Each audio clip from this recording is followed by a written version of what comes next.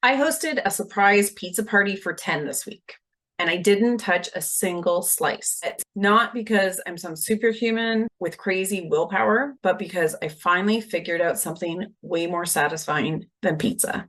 I'm 3 weeks into my 12-week real-time reset where I'm walking alongside the women I coach. I'm applying everything I teach in my midlife metabolism fix and sharing the real life ups and downs and breakthroughs along the way. My name's Genny Tonin, and I'm a holistic nutritionist.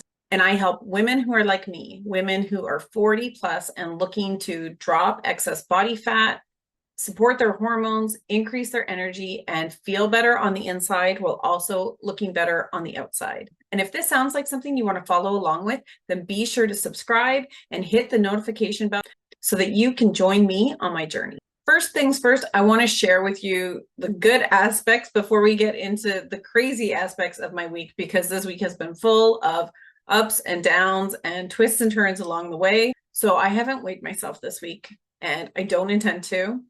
I'll get into a little bit more about that in a minute. But with that said, the mirror, my clothes, and my energy are clearly telling me a story of how things are going. My mood is lighter. I'm feeling stronger. And honestly, overall, I'm simply feeling on track in a way that I haven't felt in a while. And this isn't just physically, this is mentally. I'm feeling more clear, more inspired. And to me, that's what matters the most, because if you're not feeling good in here, it doesn't matter how you're feeling about the outside. You have to feel good inside and then let that reflect outside. As, silly as that may seem to some, it's the truth. And with all this said, I want to just take a moment to share with you a quote that I have been repeating in my head for the last handful of days that's just really struck a chord with me. And that's, it's not about perfection, it's about momentum.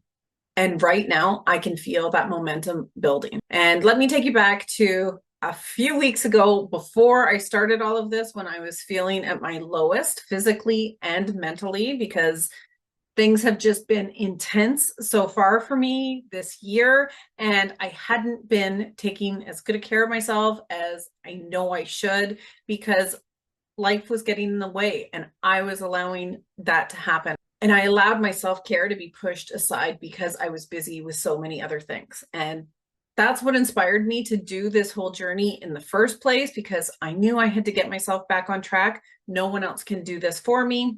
And I thought that there was no better way to illustrate to any of you that need a little bit of inspiration or support or encouragement what this looks like as a real woman in real life that's dealing with all the chaos that is life for a woman that has work and family and all of the other things to take care of in addition to herself. It felt like I was trying to push a boulder up a hill. I just could not get that momentum going. Just getting started, it's the hardest part. And to be clear, it takes a while to start feeling that momentum kick in. Initially, it feels like you're just trying to force something that doesn't want to budge. So now, 3 weeks in, I'm finally feeling that momentum building. So if you're trying to get started and you haven't yet felt that pull of the momentum, just hang in there. And I promise you, it does come, as long as you don't quit on yourself. And speaking of quitting on yourself, well, this week I had a few opportunities where that very easily could have been the case. But because I am so aware of this, and because I've coached so many women at this point through this process, and I've had to pull myself through this process many times before, well, I didn't let myself quit. So the first curveball that I had this week was that my mom came unexpectedly for a visit. This is the week after Easter, and I just had a big family get together and big family gatherings, and I thought this week was going to be nice and smooth sailing. And I don't know about you, but every time I think something like that, it's like I'm inviting a curveball into my life. So my mom called, had to come down for a couple of nights unexpectedly to take care of some things. And she was going to stay at my house. And not that I mind that at all, but having somebody come in your house, she brings her dog, who's my dog's sister, it just adds a lot of extra elements. And what ended up happening was in the middle of the week, I ended up hosting an impromptu family gathering for 10 where we were serving pizza. And in my 12-week reset, well, pizza was not on my list of things that I'm eating, because if I'm going to be honest with you, pizza leaves me feeling like a slug. I don't know how else to describe it. I feel like a big blob of goo after I eat pizza. I don't feel well. It doesn't agree with my system, and I don't enjoy how I feel after. So normally this would have totally thrown me off. But this time, because I had that momentum started, I didn't want to let that stop. I didn't want that feeling like a slug that I knew I would feel if I ate the pizza. First of all, if anyone else understands what I mean when I say that eating pizza makes me feel like a slug, please drop, I don't know, is there a slug emoji? Drop a slug in the comments, because I'd like to know if I'm the only one out there that feels that way, but it's the only word I have to describe how I feel. But anyway, enough of a tangent about that. But this time I made a decision in advance. I didn't let my hunger or the smell of pizza or any of the temptations interfere with the goals I have in mind. We have a visitor. This is Louis. For those of you that don't know him, this is Louis. Louis is my pride and joy. And he sometimes makes surprise appearances. But anyway, so he's pushing my chair. Sorry, I have to pet him while I record because that's his priority. So this time I made a decision in advance that I wasn't going to let this pizza party screw with my momentum and stop me and cause me to feel like a slug. So instead, I used a tool that I teach clients about all the time. And it's really simple and straightforward. And it's what I call having a when shit hits the fan plan. Because the truth is that sooner or later, no matter how good your intentions are, you're going to be thrown a curveball. You're going to face something that interferes with your plans, and being reactive when you're in the middle of shit hitting the fan. Well, that's not a recipe for you being able to make good decisions most of the time. So what I teach clients and what I practice myself is having a plan for when these inevitable curveballs show up in life, and specifically with dinner. Because, we all know those nights where you end up having to work late, or you get stuck in traffic, or somebody has a last minute errand or appointment, or the dog throws up all over your brand new couch, or something happens that's interfering with what you were planning on doing. And when it's dinner time and there's hungry people and you're trying to put out that fire all at once, well, usually the options become pizza or fast food of some kind, drive-through, or something that's not going to be in alignment with what you're trying to do. So you have a choice. You can allow something like that to happen and allow it to just be a one-off in your life, which that can work. And that's okay, as long as you get back on the horse tomorrow. But I was feeling good, and I didn't want that feeling of eating the pizza to wreck with my momentum and to leave me feeling gross the next day. So I used my when shit hits the fan plan. And all that means is that I have a few options in my mind for nights when dinner's going to fall apart that I can turn to in an instant, that take no more time and no more money than a quick drive-through meal does.